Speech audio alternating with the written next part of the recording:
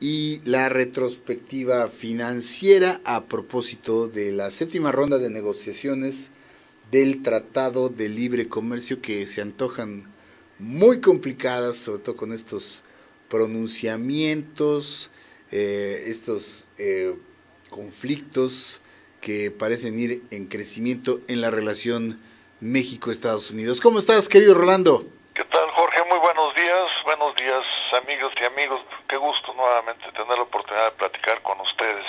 Igualmente para nosotros, querido Rola.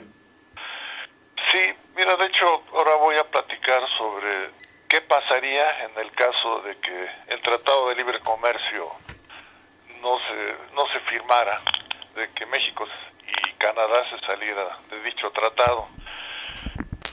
De hecho, el tratado iba muy bien, la negociación, hasta que a nuestro canciller Videogaray se le ocurrió celebrar un encuentro entre Peña Nieto con Trump, lo cual lógicamente Trump iba a presionar para la construcción del muro, no se le cumplió el caprichito, y entonces a través de varias acciones está ahorita afectando lo que iba muy bien, que es la negociación del Tratado de Libre Comercio. Hace poco Moody sacó un comunicado en el que decía que en el caso de que se cancelara el tratado, el tipo de cambio, el peso se iba a ir hasta 27 pesos por dólar y la tasa de interés a 9%. Eso es lo que dice Moody. Sin embargo, me gustaría hacer un análisis considerando varios aspectos que generalmente los expertos no visualizan. Entonces, para eso me gustaría hacer un análisis global sobre el mundo, porque el mundo es tan pequeño y con los medios de comunicación actuales, pues todo lo que ocurre en cualquier parte nos repercute. Claro. De hecho, ya lo he comentado que la globalización es una guerra comercial, donde cada país a través de sus grandes empresas está celebrando una guerra comercial. Desafortunadamente, todos los países, con excepción de China y la India, no están entendiendo la globalización y a través de sus acciones y sus estrategias monetarias elevan los precios de todos los bienes y servicios de lo que se produce en cada país. Hace 30 años China no era conocida, estaba en pobreza extrema y ahorita es una potencia económica. Esto que ha originado que las potencias ya no obtengan los ingresos que se generaba anteriormente. Sin embargo, su estatus lo quieren mantener y entonces el exceso de gastos a los ingresos tienen dos fuentes para proveer recursos y seguir gastando lo que están gastando actualmente. Una forma es pedir un préstamo. Sin embargo, un préstamo pues requiere celebrar acuerdos, llegar a negociaciones, lo cual es un poco más complicado. Brevemente me gustaría comentar que básicamente hay dos tipos de países. Hay países cuya moneda no se acepta en los mercados internacionales, como es el de la mayoría, y hay países cuya moneda sí se acepta en los mercados internacionales, como es el caso del dólar de Estados Unidos, del euro de Europa, de la libra esterlina de Inglaterra, del yen japonés. Lo que están haciendo las potencias, por ejemplo Estados Unidos de América, Estados Unidos de Europa y Japón, es fabricar dinero para cubrir sus gastos y elevar lo que se conoce como el techo de la deuda. Pero ¿qué pasaría si ese dinero que fabrican de más se quedara en esos países? Lo que pasaría es de que se elevaría la inflación. De hecho, yo ya lo comenté hace poco, que en Estados Unidos en el 2007, en diciembre su inflación fue del 4.1, que es altísimo para ellos.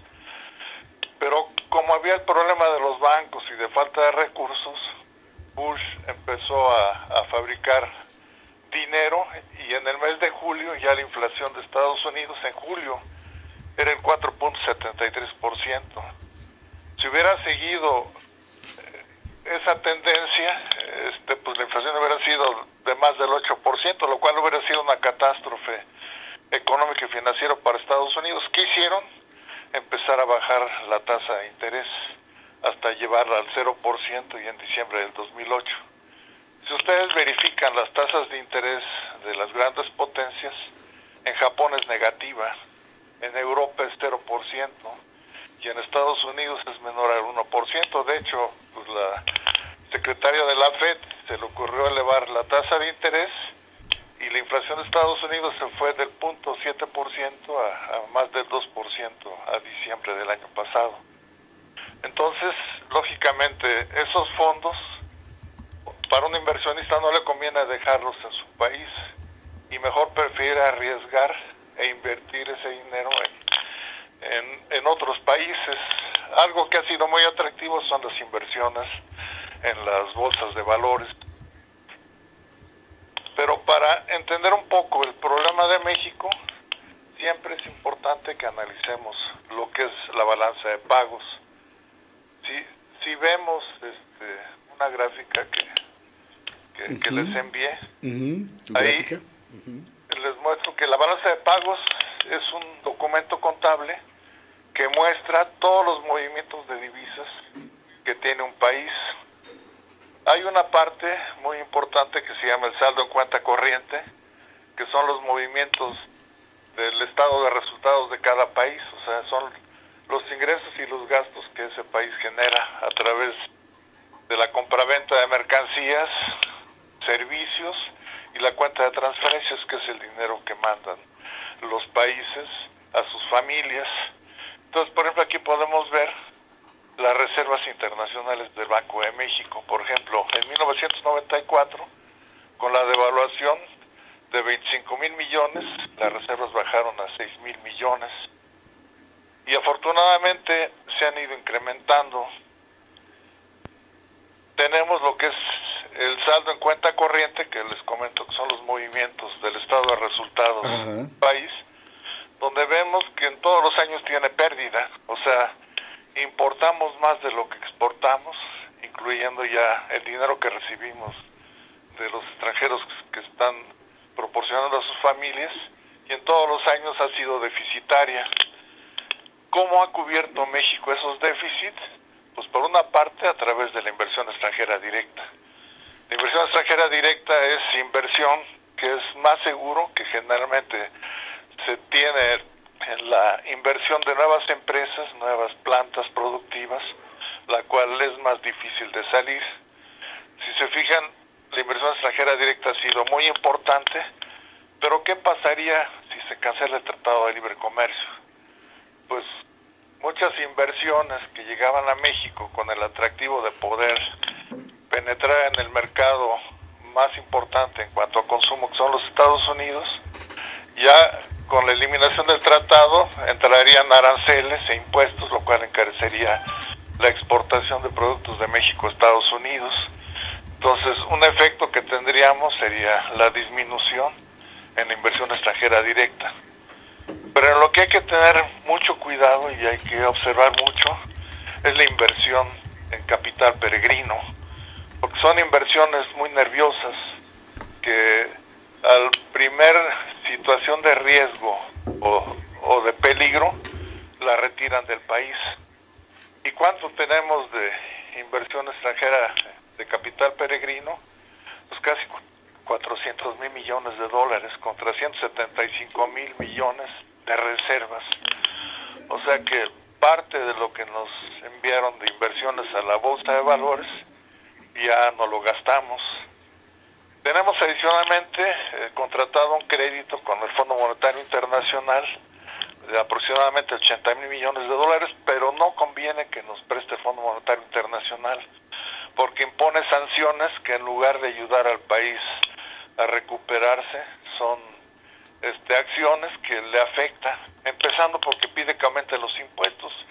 Si los impuestos son en pesos, con más impuestos no vamos a poder pagar o recaudar dólares, o sea, son dos divisiones totalmente diferentes. Algo que pues nos debe de tranquilizar un poco es de que todo lo que es inversiones en la Bolsa Mexicana de Valores, cuando llega a haber un desplome, pues pierden de valor. Por ejemplo, si yo tengo una acción de 1,000 pesos, si se cae cae la bolsa, a lo mejor lo puedo vender en 100 pesos. O sea que